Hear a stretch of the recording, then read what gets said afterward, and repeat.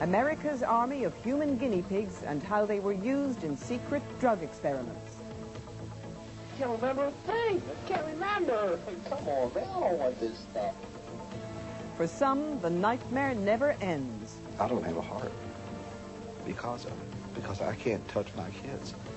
And I can't tell my wife what I feel.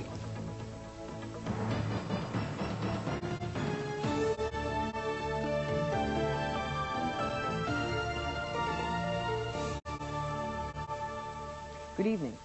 It's worth remembering that the Cold War had its price. The economies of both superpowers were skewed towards arms spending, and the world is still feeling the after effects. But individuals too paid a price. In the race for arms superiority, chemical weapons were used on unsuspecting human guinea pigs. In the United States, not only did the Army conduct these experiments, they also filmed them. Tonight, we show that uncensored film for the very first time, despite the Pentagon's attempts to withdraw it. It's an exclusive look at how the U.S. Army targeted its own people long before the enemy could. It's the story of a bad trip to Edgewood.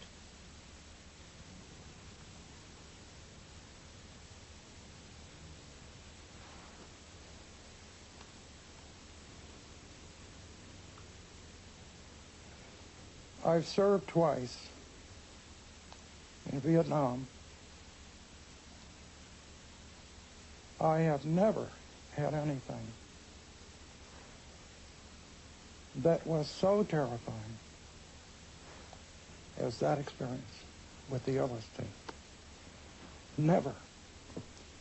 I thought I was going crazy. But I didn't know what crazy was. It was that bad. I couldn't define crazy, but I knew that whatever this was, it was horrible.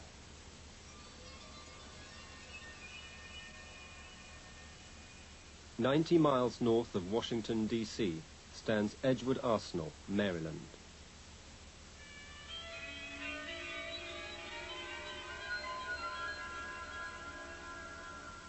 From World War I to the present day, it has been the center of the U.S. Army's research into chemical warfare.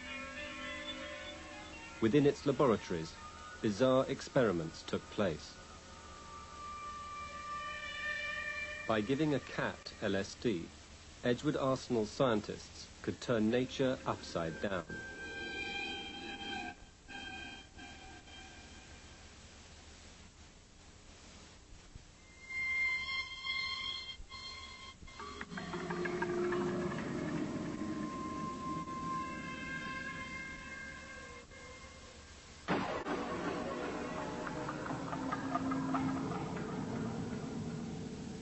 Animals were always tested before humans.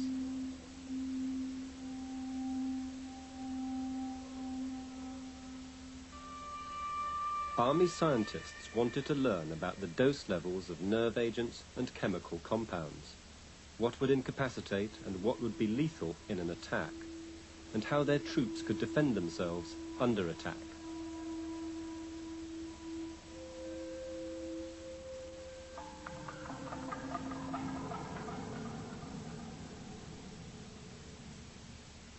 Goats were used as guinea pigs to test the efficiency of gas masks in a chemical explosion.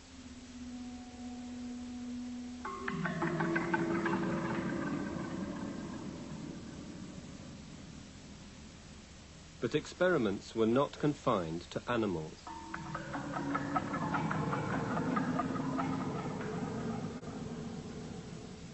James Ketchum, a retired Army psychiatrist.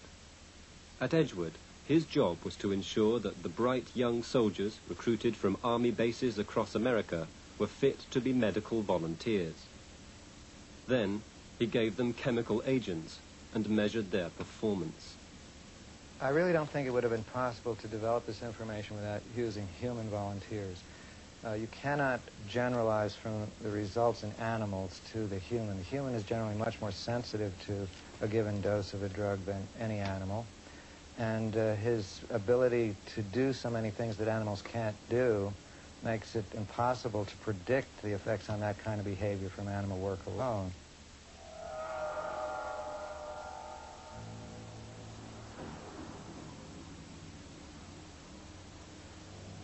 They came around one day and called a formation, you know, everybody get in a group.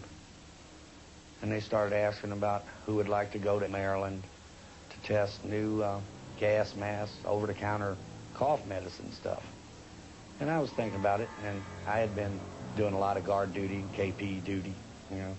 And that was really sickening. Well, when they said 3-day pass every weekend, no guard duty, no KP, and all you had to do was this, I just snatched my hand in the air and volunteered, you know. From my understanding of their presentation, I would be testing riot control gear, stuff like tear gas, riot control gases, and equipment. And I had no idea that what actually happened to me would have been done to me while there.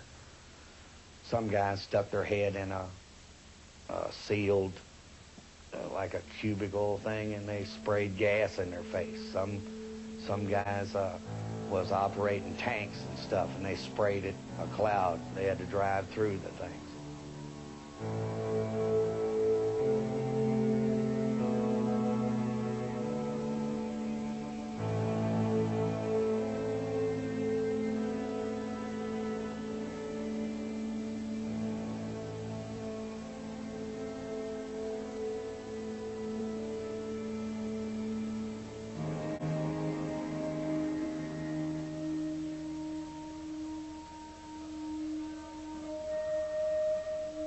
The testing of humans lasted from 1955 to 1975. 7,000 soldiers were used as guinea pigs. Half were tested with psychochemicals, mind-altering drugs like atropine, scopolamine, and BZ. But the GIs were never told what kind of drugs they were being given or what effect they would have. When they came in to give me the injection, they told me they was going to give me this injection. I questioned it. What is this for? You know? Well, I said, what's in that? What's in that? I want to know what you're giving me. Don't ask questions. This is something that you're told to do. I said, well, what is this going to do to me? Because I was kind of apprehensive. I was getting scared at the time. I said, what if, you know, what are they giving me here? There's nothing wrong with me. I don't need any medication or anything. So, and I asked, well, what's the purpose of this injection? You know, never mind. Don't say nothing. Just do what you're told. Just lay there. That was all.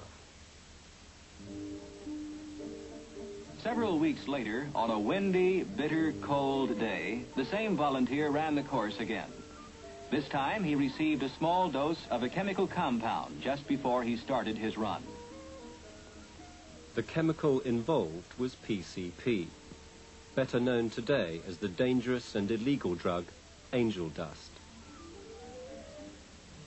He felt compelled to disobey his instructions not to touch the platform when he jumped.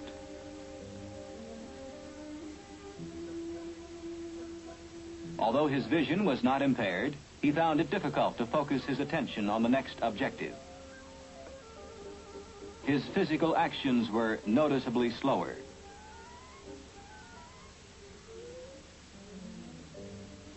His motor coordination was disrupted because of the compound's effect.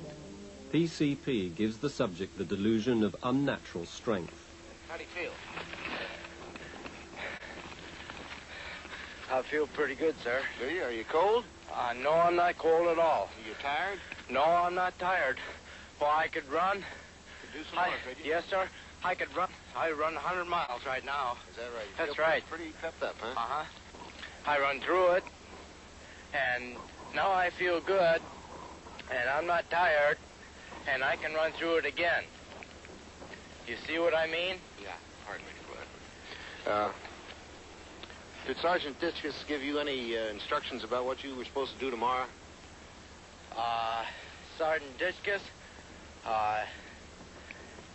Yes. let me see. What was I supposed to do tomorrow?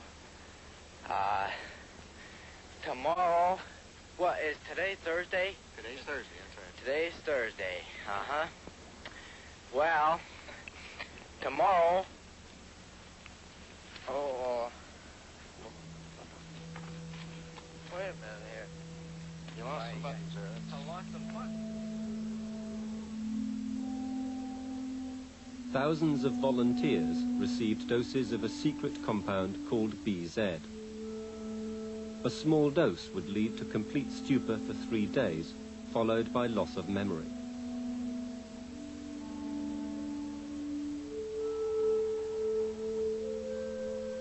The Army wanted to see how quickly different doses could incapacitate their fittest and most intelligent soldiers. And between 1955 and 1967, Edgewood Arsenal was responsible for testing 740 soldiers and 900 civilians with one of the most powerful drugs known to man, the hallucinogen LSD. People in my field were well aware that LSD was a potent drug, that it could cause deviant responses, that people could do dangerous things to themselves and others, act impetuously, and so forth. And so we had to think about that a great deal.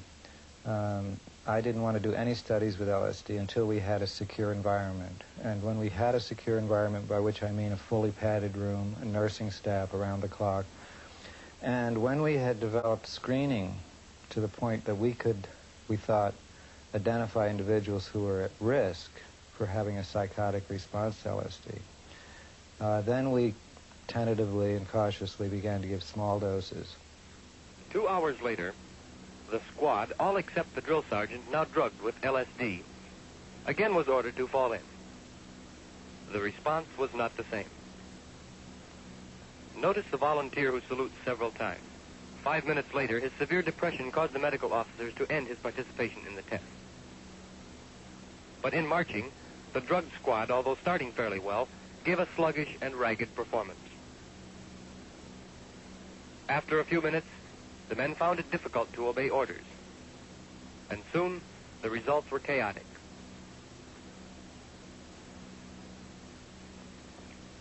There was much laughter as the group attempted to give expression to inner emotions. This elation was group supported, and an individual who was separated from the group would show severe disturbance. Yeah. Let's get going.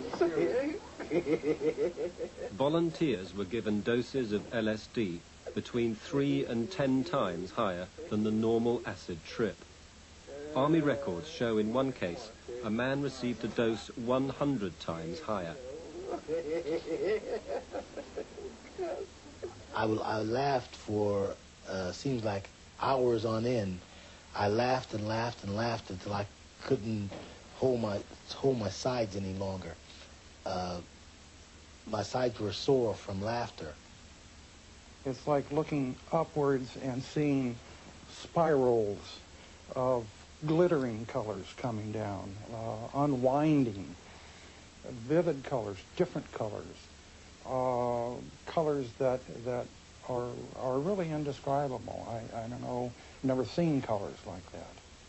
Subtract 7 from 98, please. 90. 91. All right, and continue.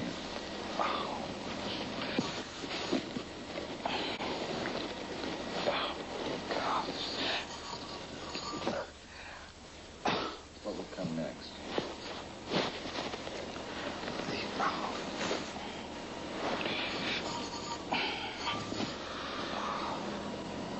All right, what will come next? I feel incapacitated. Incapacitated, well. He's having a reaction that's a little different from the ordinary, where most of the effects are bodily sensations.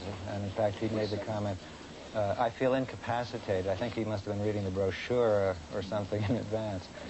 But this was a librarian and a very intelligent guy, and